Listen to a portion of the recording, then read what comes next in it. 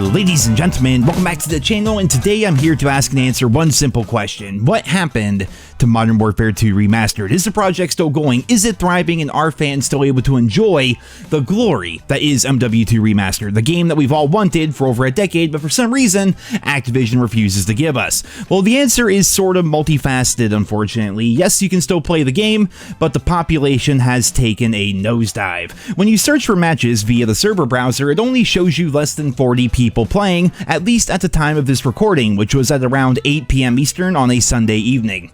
Now, seasoned veterans of the fan-made project scene will tell you that you need to forego the server browser and instead use the MW2 admin page and connect the servers that way, but right now, the page only shows 150 total players and realistically 7 maybe active servers here. Of the 7 servers we have 1 for Team Deathmatch, we have 3 trickshot only servers, 1 sniper only server, 1 search and destroy server, and 1 domination server. Basically, right now, at least at the time of this video being recorded, if you want to play Modern Warfare 2 Remastered, you can trickshot, and then there is 1 server for Team Deathmatch, 1 server for Dom, and 1 server for Search. 1 server is just 1 lobby. Essentially, there are 3 normal lobbies you can play Modern Warfare 2 Remastered in, and this is a really sad comparison to how many people were playing the game when the project first released. It's made even worse by the sheer amount of people who wanted to play this project, but did not have the know-how, the hardware, or even the trust to get the game installed. And to understand why this is, I think we sort of need to look at the history of Modern Warfare 2 Remastered as a whole.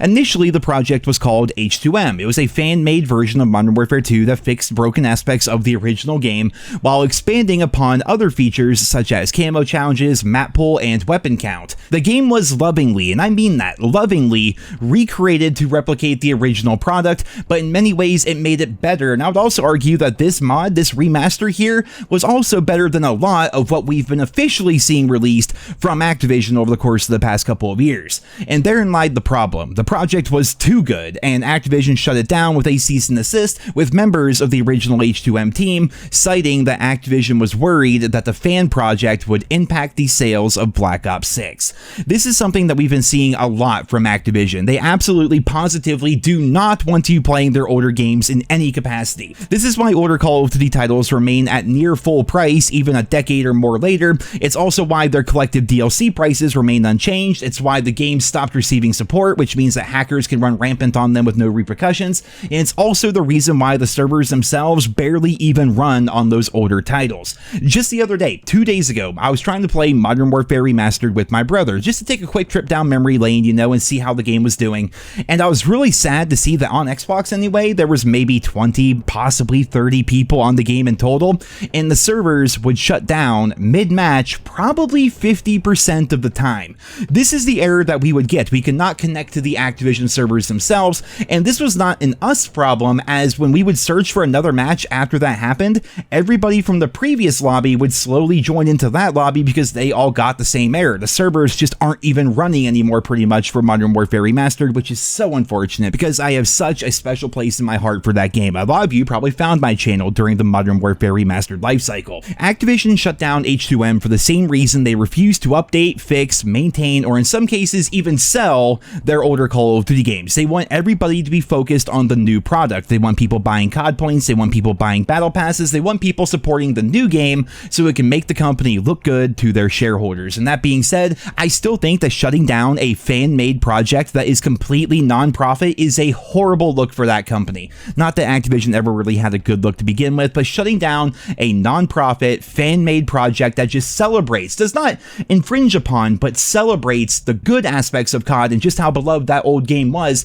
How could they shut that down? Like, not only did they shut down the project that the developers make zero money from, but Activision also themselves profited from the project, because to run the mod, you could argue H2M was actually good for Activision, because to run the mod, you needed a copy of Modern Warfare Remastered on Steam. Like the game I was just trying to play, that game that's completely dead, you had to go out and buy that game if you didn't have it already on Steam if you wanted to play the mod. So essentially, the mod makers were like, you know what, we're going to recreate Modern Warfare 2. To do that, we're going to need to use parts of Modern Warfare Remastered, therefore Activision is profiting, we are not profiting, we can get the game that we want, Activision makes their money, we get our game, there you go, it's a win-win for everybody. But no, Activision had something else up their sleeve entirely.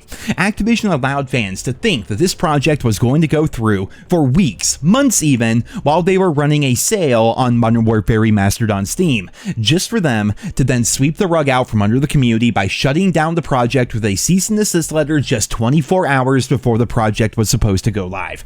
That was such a slap in the face to the community, but of course the H2M team complied. There's nothing they could do. They had to comply with that cease and desist, and they moved on. From there, however, things got a bit dicey. The project files were quote-unquote leaked from H2M, and then from there the servers went live and people were able to download the game. Installing the game was a massive pain in the ass, and it involved a lot of trust and had room for a lot of potential abuse. Downloading files from GitHub, installing files from sites you've never heard of, running scripts and a launcher that didn't really actually launch anything, all in an effort to play the game that fans have wanted for ages, but Activision refuses to let them have. I think this barrier to entry is ultimately what caused Modern Warfare 2 Remastered to fall off. People didn't want to go through all the hassle and potentially risking their machines to play this game. When the H2M team was initially releasing this project, they had, I'm told, a full launcher that you could download and it would install everything that you needed safely. It'd be reputable, it'd be coming straight from the H2M team itself. There's no outside parties or anything, like straight from the horse's mouth. They'd be like, here, take this, download that, it'll install everything you need, and in fact, you can boot the game right from that launcher and everything is going to be safe, everything is going to work perfectly. But when that cease and desist letter went through, they got rid of the launcher. When all those files were leaked, the launcher was not part of that, and had that launcher been there to streamline and solidify the process of installing this game, I think that Modern Warfare 2 Remastered would have blown up to be filled with tens of thousands of players, but unfortunately that did not end up happening. Ultimately, this comes down to Activision and their unwillingness to give the player base what they want. Even when the community comes together to do Activision's job for them and make money for Activision without making a cent themselves, Activision still shuts it down.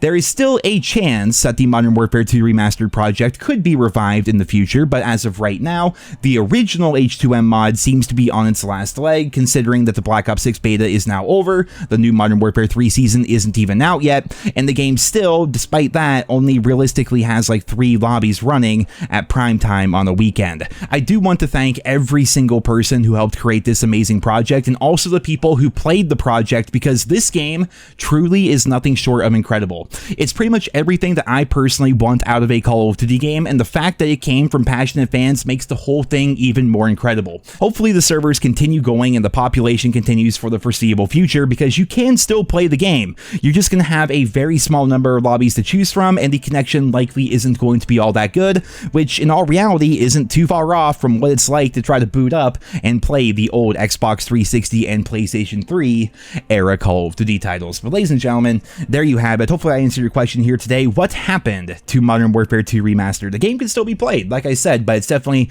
not quite where it was a couple of weeks ago, especially before the Black Ops 6 beta. I'm curious to hear what you guys think about all this down there in the comments, as well as how many of you are still playing the mod, how many of you download the mod, did you not download the mod, why or why not? Leave your thoughts and feedback down below. Thank you all so much for listening, and I hope you guys all have a wonderful day.